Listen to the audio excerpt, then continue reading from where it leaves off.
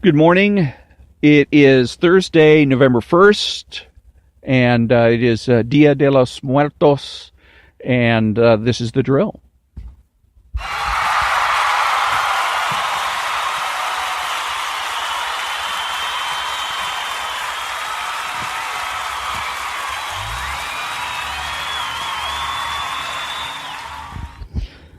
Thank you very much. This is Ron, your host, the only true conservative in the United States of America, because I'm the only one that understands the essence of being conservative, and that is making the presumption for the status quo. And that's kind of the theme of this show, is true conservatives versus faux conservatives versus false conservatives. I'd had two categories before, but I realized that I really needed a third. So, because the false conservatives are the KKK, the American Nazi Party, and organizations such as that, the racist organizations that claim to be conservative because they come down on the issues such as abortion the same way conservatives would, the same way William F. Buckley would. So that makes things awkward. You claim to be conservative. David Duke could come over, put his arm around your shoulder, and call you his brother. Because you consider yourself conservative because you hate abortion. Well, guess what? David Duke hates abortion too. Now what? Okay. And the fact of the matter is, he's not a conservative because he makes the presumption for change. He's idealistic. He's looking for paradise just as much as the socialists are. Except his paradise just looks a little bit different. His paradise is a country where there's only white people. That's David Duke's paradise. The true conservative makes the presumption for the status quo. Changes when it's obvious, when obvious case for change. Slavery, Jim Crow, to name but two examples. So, along those lines, last night I'm listening to, I guess it was Larry Elder, the Larry Elder Show, and they're talking about the drug companies.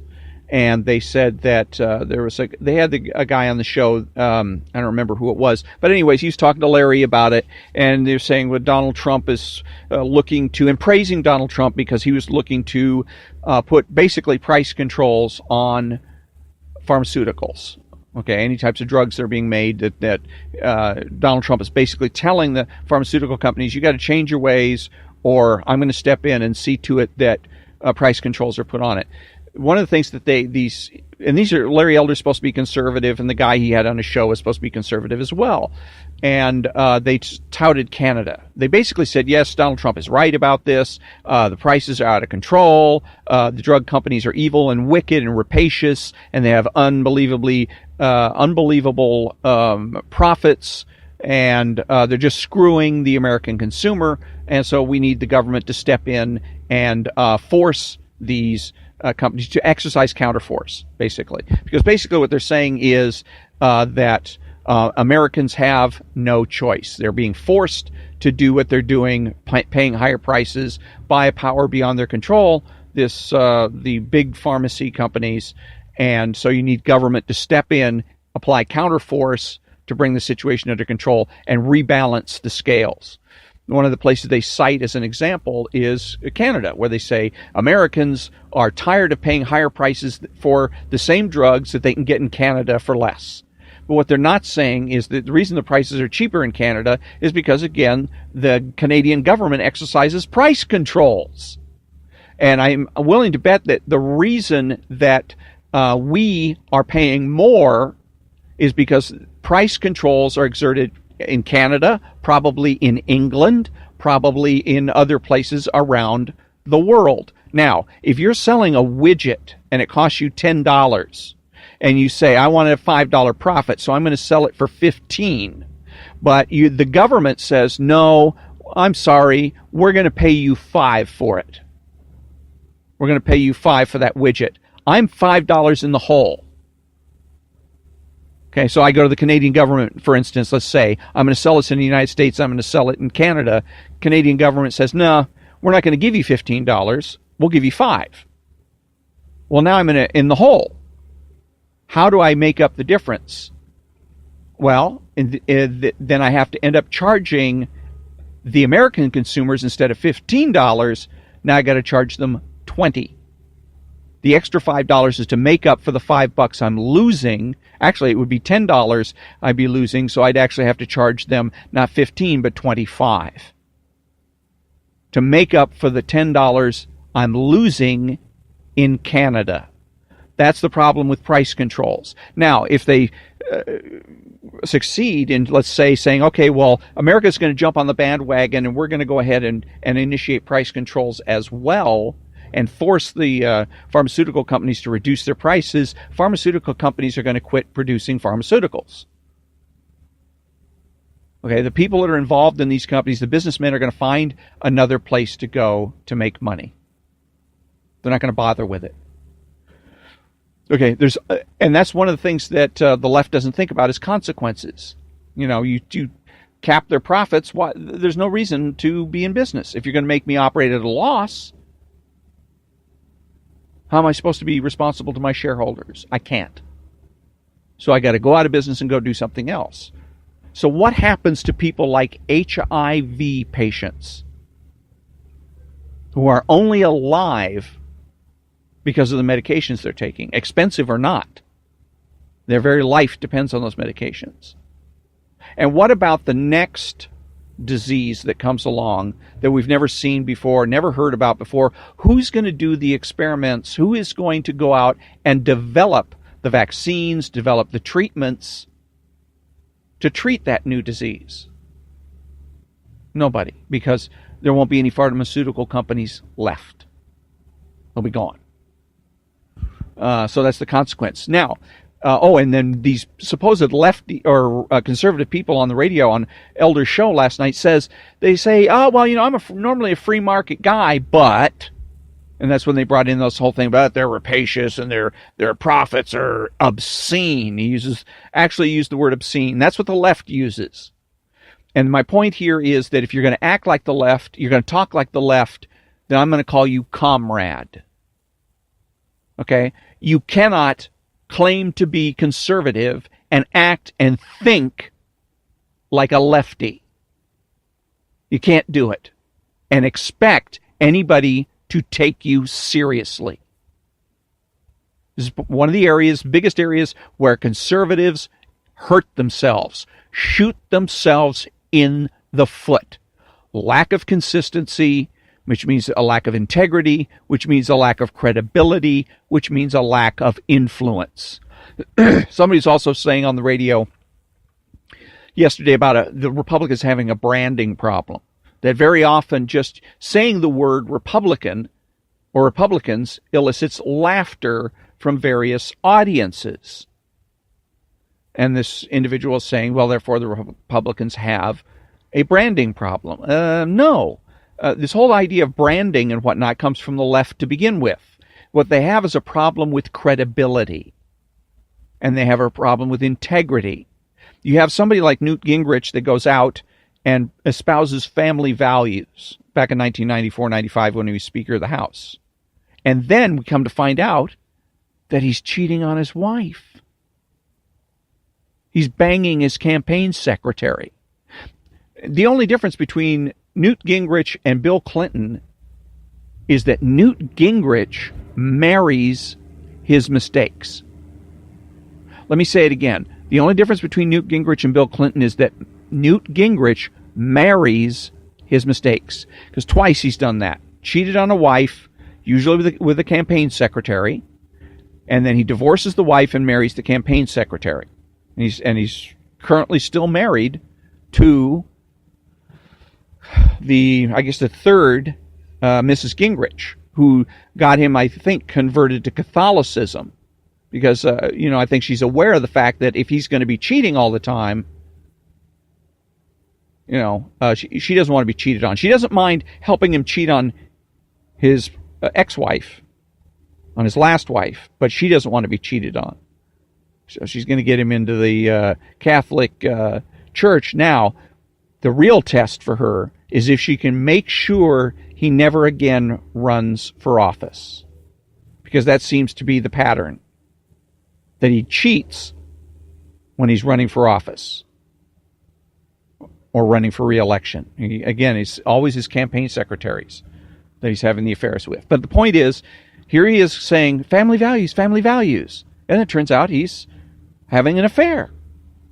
Where's the family values in that, Mr. Gingrich? And the worst part of it is he doesn't come out and say, you know what, I screwed up. At least with Jimmy Swaggart, and this is going back decades ago, who was a televangelist, television guy out evangelizing in Jesus Christ and being moral, and you've got to, be loyal to your wife, and et cetera, et cetera. Again, a family values kind of guy. They caught him with a hooker, a prostitute. And at least Jimmy Swaggart had the decency to do a mea culpa. He came out on TV crying, begging forgiveness from God. And I got to give him credit for that. Painful as it was, he admitted his mistakes. I'm fallible. I screwed up. And so I think more highly of Jimmy Swaggart than I do of Newt Gingrich, because Newt Gingrich never did own up to it. Newt Gingrich never bothered to come out and explain to his followers, to the people that supported him, to the people that had bumper stickers on their cars that said, Speaker Newt, get used to it. Never explained to them. He never apologized to his campaign staff, to the people that busted their butt to get him elected. Never bothered. Never bothered. He just moved on as though nothing happened, and he's hoping that it'll just someday sort of blow over. And then people can't understand why it is that Republicans are laughed at. Gee, go figure. When I come back, Rush Limbaugh.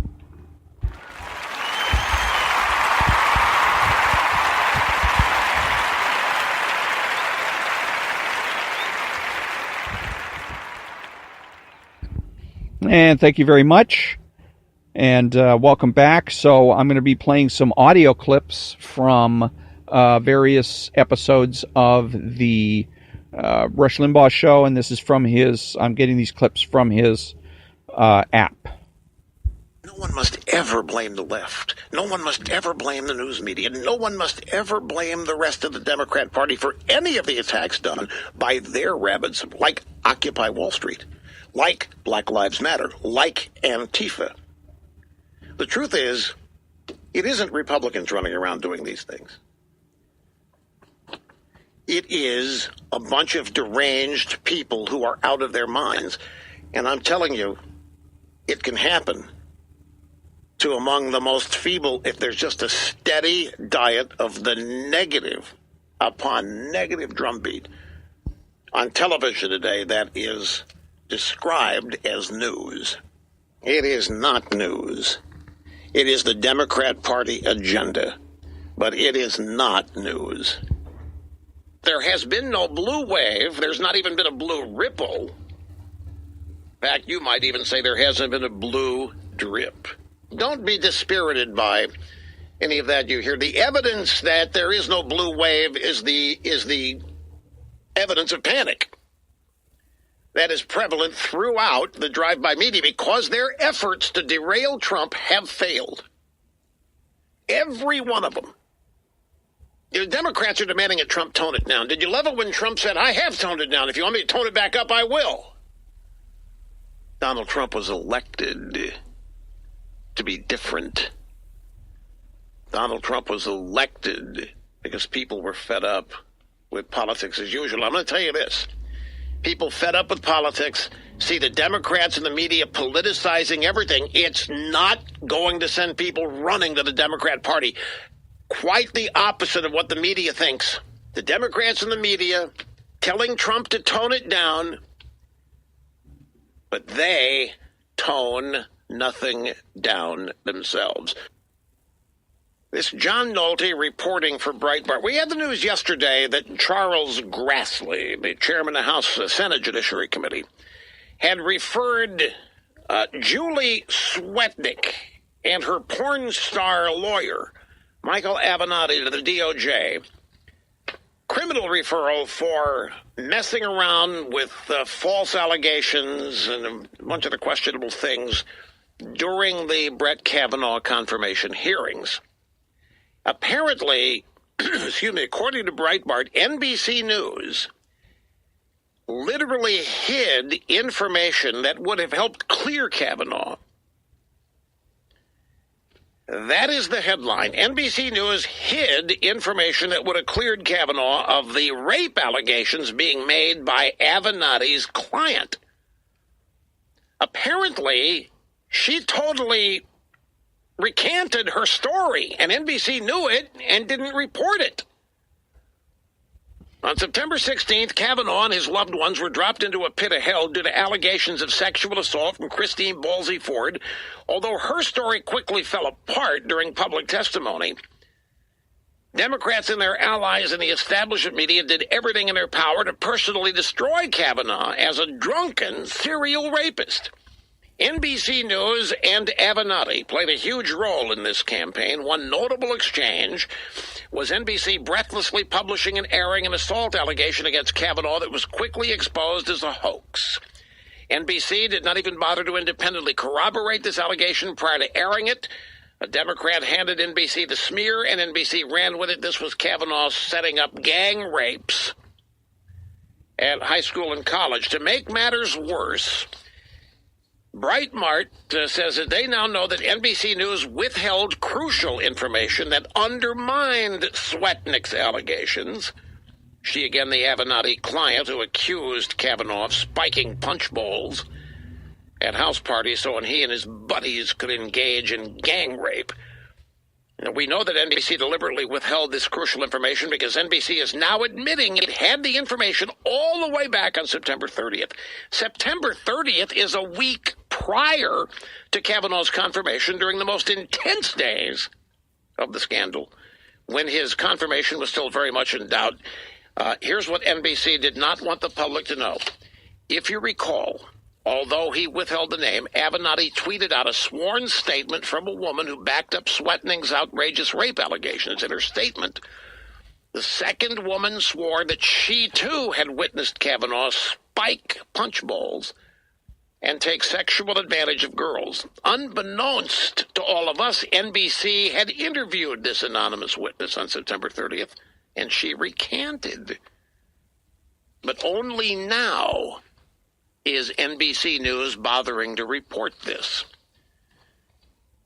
Quote, referring to Kavanaugh spiking the punch, "I didn't ever think it was Brett," the woman said to reporters in a phone interview arranged by Avenatti on September 30th. When asked in the phone interview if she ever witnessed Kavanaugh act inappropriately toward the girls, the woman said no.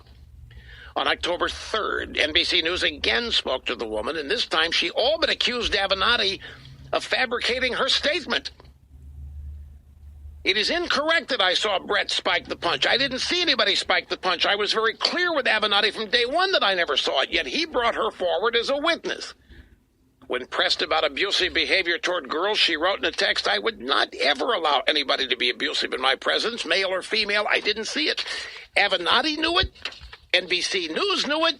They withheld it until after Kavanaugh was confirmed. Had they come forward with this second witness having been made up or actually been lied about what she saw, it would have blown the confirmation hearing sky high. So this is why people don't trust anymore what comes out of the media when anything related to Donald Trump is involved.